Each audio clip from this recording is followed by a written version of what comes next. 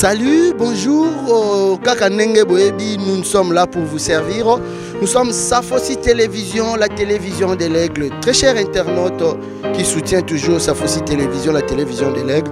Nous vous saluons d'une manière ou d'une autre à la manière dont vous nous recevez ou vous nous suivez.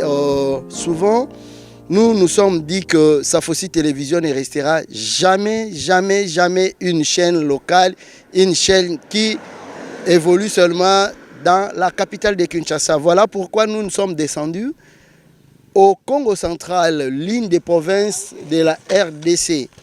Donc, comme nous sommes là, nous sommes au Congo central.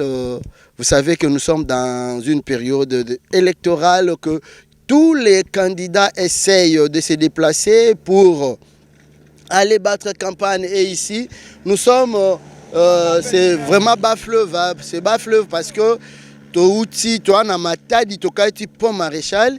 Et après pont maréchal, je crois que tu as un carrefour ou bifurcation. Ndenge bomoni koto nde na osa mouvement na na oya nzela o bomoni oyo. C'est la route qui mène vers Boma, Mwanda, Tchela. Donc ezali nzela oyo tant bomona mitukezo leka so moni mutuke uti boye ekei boye elinkoloba eke Boma, eke Mwanda, eke Tchela, eke Mayombe. Bref, eke Mayombe. Wana nde ekei boye.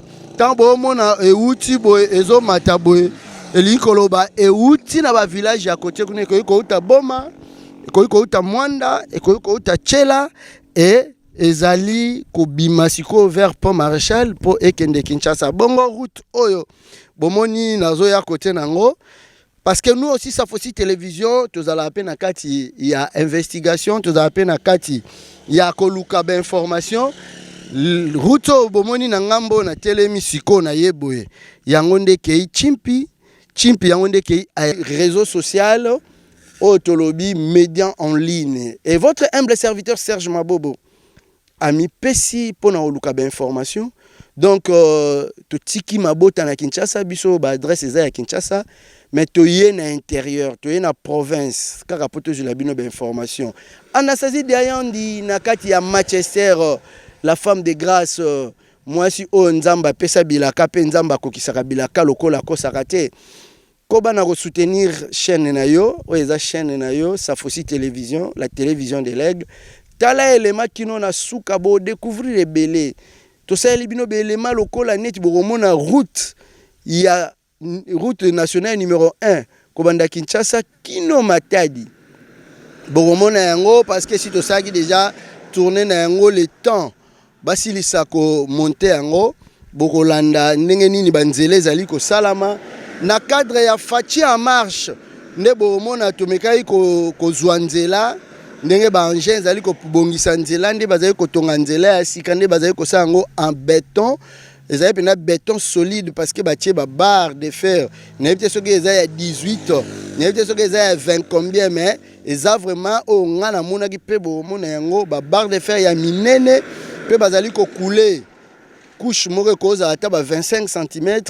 Oyo kosala ke nzela ya Congo central eza susu na ba problème te ya kobuka na tonini nyonso wana ezali na cadre ya Fachi en marche et mwana mboka ayebi que azana mande kokoma na suka mais alingi pe atikela bana mboka mwa bilembo atikela pe bana mboka mwa babiloko ekoservaka bango atako ya azana eli susu mokonzi te mais atikela bango eloko lokola nzela ezo salama. Naza fanatique te tango nyoso na lobaka parce que chez nous les politiciens au Congo soko lobby du pragmatisme au komi fanatique au komo luka mosala au komo luka mbongo au komo luka soki nini te. Safosi Télévision tolongwe Kinshasa to futi ba transport ya ba poche na biso toza une équipe il y a 3 personnes toza na 2 journalistes na caméraman moko to yende ko sala musala na compte. Il y a Safosi Télévision, la télévision de l'Aigle. Et si comme à coquille repèse la biso, toko tambola na cadre ya Fachi en marche, pour na kolakisa ba réalisation oyo azali ko sala. Yango tolobi lelo na carrefour oyo kei chimpi pe Boma, Tchela, Mwanda nde to telemi poto banda déjà ko présenter bino que nous sommes à l'intérieur na Congo central. Moi oyo parce que aéroport oyo ezalaka na Matadi na Congo central eza na nzela oyo mutu akosa yo te oyo ayaka nzela oyo ayebike na birification totelemi esika wapi toyebisa bino masolo nzela oyo ekei Boma Mwanda Tshela nzela oyo ekei aéroport.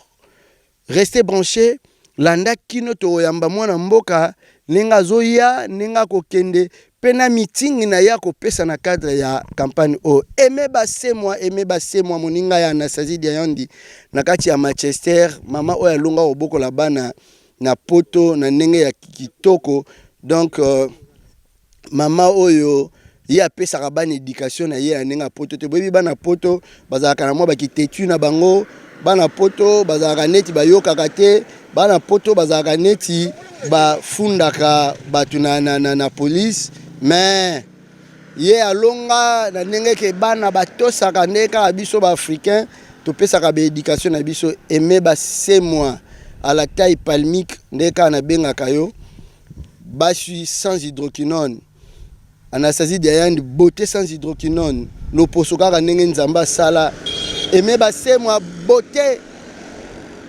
naturelle sans hydroquinone ndeka nzamba sala botika la branché bana shalom na poto botika la branché kino na suka boko vivre makambo ya malamu. À tout à l'heure.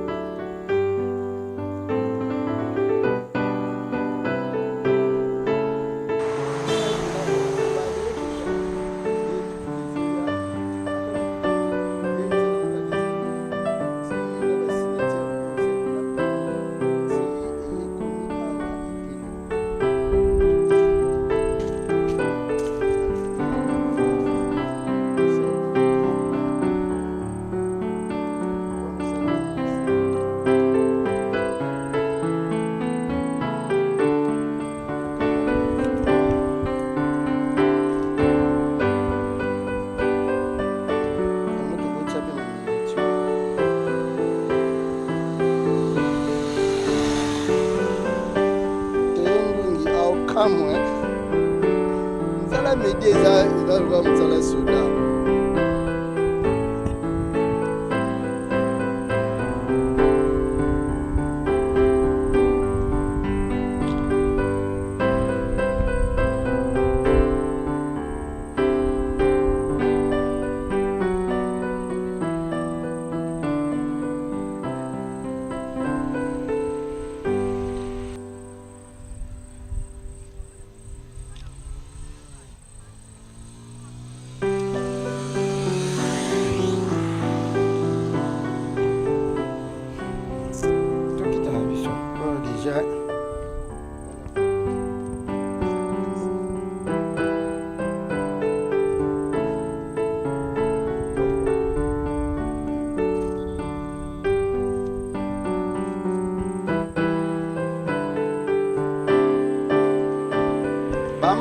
Mbote Keno.